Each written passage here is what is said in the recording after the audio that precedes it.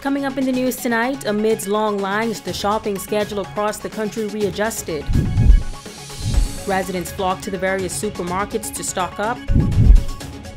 And the Department of Social Services continuing to assist those in need. The Bahamas Tonight, the Northern Edition, starts now. This is the Bahamas Tonight, Northern Edition.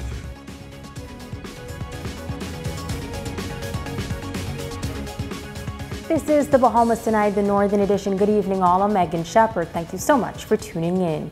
Topping news, the number of deaths related to COVID-19 continues to climb. A sixth person passed away earlier today due to the deadly virus. Meantime, health officials continue to advise Bahamians to continue safety protocols and practice social distancing. Meanwhile, it is only day 2 since the implementation of an alphabetical shopping schedule that was intended to make shopping across the country easier during this COVID-19 pandemic. However, it appears that the schedule may have created more of a congested situation at stores in the nation's capital and its second city. To this end, the Prime Minister announced some changes to shopping across the country. Conference on Tuesday morning, the Prime Minister, the Most Honorable Dr. Hubert Minnis, admitting that the fight against COVID-19 is a fluid one and that efforts to protect citizens will have to be adjusted at times. Recently, the Prime Minister announced a complete lockdown from 9 p.m. Wednesday, April 8th through 5 a.m. Tuesday, April 14th. Following the announcement, residents swarmed to supermarkets, ignoring social distancing. To this end, he announced extended shopping hours for those on the front line. We would allow the supermarkets to open on Thursday. On Thursday, the supermarket shifts would be divided into 2 shifts.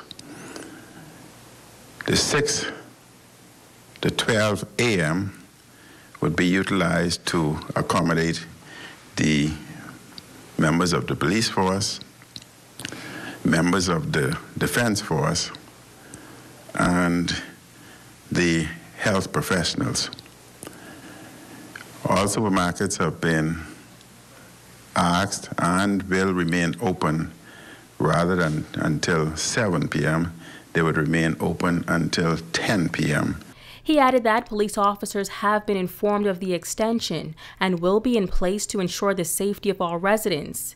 Now, there is another time allotted for other essential workers. Between 12 midday and 10 p.m. on Thursday, the supermarkets would remain open to accommodate the essential services as in the order. And that group would include the fire services, the Department of Correctional Services, the National Insurance Board, Department of Social Services, Department of Environmental Health Services, Department of Immigration, Customs Department, Waste Disposal and Sanitation Companies, essential officers of any water, electricity, or other sector encompassing the provision of electronic communications, including print and electronic media. Prime Minister Minnis adds that wholesale bakery production businesses and water depots will also be allowed to remain open. He emphasized that there is no shortage of food in the country. There are no shortages, and we ask you to adhere to the social or physical distancing. If you don't, all the work that the government has done in protecting you can be lost overnight. And we do not want a meltdown within our society as we're seeing around the world. And for medical needs, an extension for pharmacies has also been granted. The pharmacies also face a challenge. And all pharmacies, in addition to remaining open until 3 o'clock on Wednesday, pharmacies can open on Thursday and remain open until 3 p.m. on Thursday so as to accommodate all those who may need pharmaceuticals. He also recommends that one person per household be dedicated to shopping, and that person should prepare a shopping list before going to the supermarket in order to cut down on the time spent in the facilities. During today's press conference, Prime Minister Dr. Hubert Minnis also noting that he had a very productive meeting with Family Island administrators regarding their concerns during this pandemic. He says a major concern was the arrival of mail boats, which import essential supplies and groceries. He says that issue has been addressed. The mail boat services will continue. They will continue to deliver the necessary goods, wholesale items to the Family Islands so that their inventory would be replenished as necessary. Many of the Family Islands, their concern was the mail boat may arrive late Wednesday evening or early Thursday morning, and therefore the supermarkets in the Family Islands may remain open on Thursday until 7 p.m. so as to accommodate individuals. He also addressed the alphabetical shopping schedule. The Family Islands are unique in that they are not exposed or experience the same problems that we have here in New Providence, and therefore the alphabetical system is not necessary for the Family Islands. The system that they've already implemented is working effectively and efficiently, and they can continue with that. There are some settlements that may only have 20 or 30 individuals, and therefore there's no need for an alphabetical system. Now here in Grand Bahama, it appears as if residents are rushing to the various stores to purchase goods ahead of the lockdown. This morning, lines were out of control and anxious shoppers stood in line for hours. Our Italia Hall has that story. The streets were extremely busy on Tuesday morning on Grand Bahama as residents rushed to the various stores to purchase items. Just about every parking lot was filled to capacity. In the Caravel Beach community, the line at Stop and Shop stretched to the road. This resident says for him, it is concerning. It's a situation this morning where some persons were out from 4:30, 5 o'clock. Some came 6, and because they came at 6, they tried to get early in the line, and there was social distancing, which should be, okay. We had some seniors started to show them 7, 7:30, 8 o'clock, and they started letting them in. Okay, fine. My issue is, let's come just to use some discretion now. If you say you let in 6 people or 8 persons at a time, split the line, because most of these shoppers are your same shoppers. Okay, they patronize you when some of these seniors don't. Okay, if you look around now, they look like they're social distancing. Everybody bungle up all over the place. Why? Because this line was out to the street, and people were tired standing up out in the sun.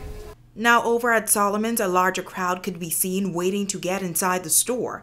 There were 2 lines. There was one line for regular customers and the other for senior citizens. Resident Dr. Andrew Moxie says his concern is that persons are not practicing social distancing outside of the store, and he was in line shortly before 6 a.m. Since that time, the line has been extremely slow. What we've noticed is that the system of catering to the seniors 60 and over basically was never applied. And if you look at who's coming out of the store right now, you have a lot of persons who are obviously not seniors. There are seniors who have been standing in line. Some of them are now getting fatigued, and that's a basic problem. I think persons would say the system is not working, but I think the basic problem is the citizens are not cooperating with it. These customers say they were waiting on the line for hours. I've been out here now going on 6 hours just waiting to get some groceries. This is terrible. I completely understand what our leaders are trying to accomplish. They want to protect the population, but with this kind of gathering, this is not protecting anybody. Nobody here is practicing social distancing. Actually, the little grocery stores are practicing better social distancing than this here, what we're looking at. When we lined up this morning at 5:30, we were number 64 in line. By the time it was 7 o'clock, we were number 180 in line because over 200 people pushed through the middle of the line, and they're letting in people who are under 60 and people who are disabled were forced to walk to the back of the line. That's not right. This resident says her heart goes out to the senior citizens. And there's nothing we could do. It's just sad. Probably another system, seniors maybe. I don't know. I really can't say. It's just sad. You know, the sun is out, no shade. Now, shortly after that interview, police presence could be seen outside the store. Our ZNS News team then visited Cartwright. Hundreds could be seen waiting to get inside the store. And over at Sawyer's Fresh Market, the situation was no different. Now, under the emergency orders, all customers and staff and businesses must maintain a 6 feet distance. Businesses must also determine the number of people to allow in at a time to ensure that at any one time there is a ratio of 1 person to every 30 square feet of store space. Distance markers should also be placed on the ground of 6 feet, indicating where customers must stand in line in the business establishment, as well as outside, indicating where customers must stand while waiting to enter. It's Talia Hall, ZNS Network News. While it was basically the same story outside the Department of Social Services, long lines of residents waiting for assistance, and for the most part, there was concern that physical distancing measures were not being adhered to. Jamila Mizik spoke to the head of the department to discuss the issue of assistance. Despite the COVID-19 pandemic, the Department of Social Services remains in operation. Assistant Director and Officer in charge of the Northern Bahamas, Charlemagne Fernandez, says their Grand Bahama office is still open from 9 a.m. to 5 p.m. and is assisting walk-in clients from 9 a.m. to 1 p.m.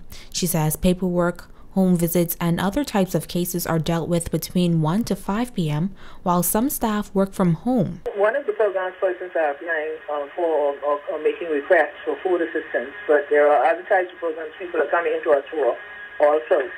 So yes, we still are assisting people with food, emergency food. We have our regular food programs where persons get their monthly food assistance. Either they access food through the prepaid cards if that has been approved, or we make some temporary arrangements for them until their prepaid cards are activated. People are also coming in and applying for other programs. She admits that the demand for food assistance is much greater now. Persons are very anxious, and I understand that. They're worried about the curfew and being able, I suppose, to get food, etc., before they have to be confined to their homes. All of that anxiety is leading a larger number of persons to come to us on a daily basis. So we're having an influx of persons coming. But still, we can only see so many each day. But I'd like the public to just remember that we're here every day that we're allowed to be. If we're not on lockdown, we're here every day. And so if you cannot get to see us today, you can come in tomorrow. Fernandez says in order to avoid the overcrowding, which they have been experiencing at their offices, she is asking persons to cooperate with them and practice social distancing. Persons tend to bunch together when they're here, and that's not good for anybody. We're asking them to try to be patient and cooperative with us, because we see as many persons as we can, and then we have to refer the other persons to the next day. Since we're here every single day, persons will eventually be seen. So they come in and they get a number, they are registered, and then we see them based on the number of persons we can accommodate at a time until we get our numbers down. That's how we're operating every single day. And she notes that persons who work in the tourism industry who are applying for assistance should apply online. Their applications are assessed and reviewed, and they're being contacted and told when they are to come in. A lot of persons are showing up at the office trying to apply for this new initiative. That's not the thing to do. For this new initiative, they must apply online. And then there are other persons coming in to collect checks for foster care allowance or rent assistance who have been told that they have been approved. We do accommodate those persons also. They are seen from a different section of the department. They issued numbers, etc., to try to avoid having the impatient crowds that we've been experiencing. Jamila Mizik, ZNS Network News.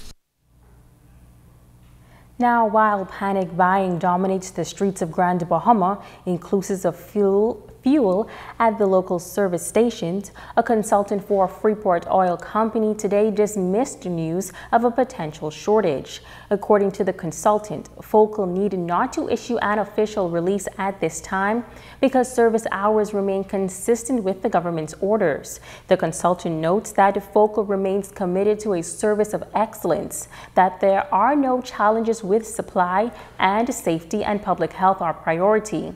Focal values its team members and customers, and no doubt want all to exercise social distancing and to be guided by the health professionals. And coming up, alive, putting smiles on the faces of frontline workers. Stay with us, that story straight ahead.